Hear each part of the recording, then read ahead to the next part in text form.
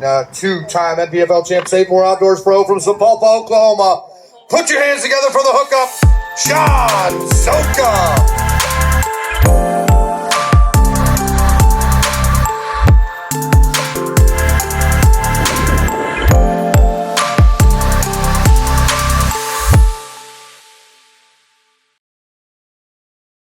Thinking about plastic worms, really only have about 4 worms that I'm looking at. I've got your standard finesse worm. Okay, this is a 5-inch worm, and we use this a lot. 90% of the time, I'm going to use this on a shaky head worm, possibly like an 1/8 ounce head, something of that nature. It's really just got a straight tail, bulbous, I think is the right way to say it, tail. The head comes down and the worm stands up, kind of floats up like this.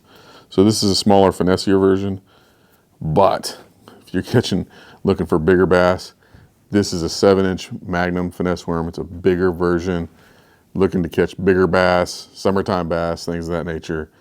This is the one, just put it on a bigger head and a bigger hook. All right, when you drag it and move it, you're not going to be doing a lot of movement with it. A lot of just letting it sit on the bottom, a lot of letting it shake. Okay, so there's times though where you want to get in more movement inside your bait, whether you're swimming it around grass or maybe even letting it drop into a brush pile and you want some movement to the tail. And that's where these hydro worms are going to come and play. Looks very similar, but the tail is different.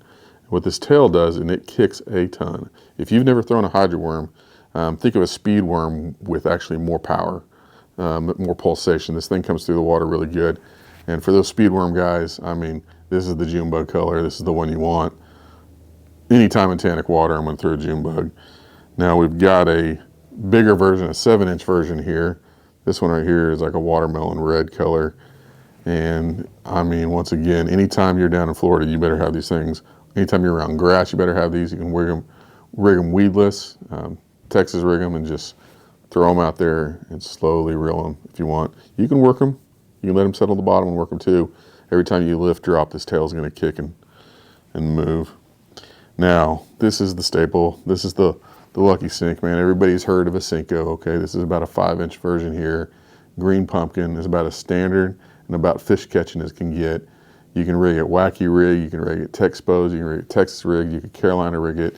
We'll go in detail on that later about what all that is, but you can do about anything that you want with this. It's about as do nothing to bait as you can get, and it catches fish. If you don't have these in your boat, if you don't have these in your backpack, if you're fishing a pond of any kind, you don't have these with you, you're really messing up. You need at least 2 packs of these everywhere you go.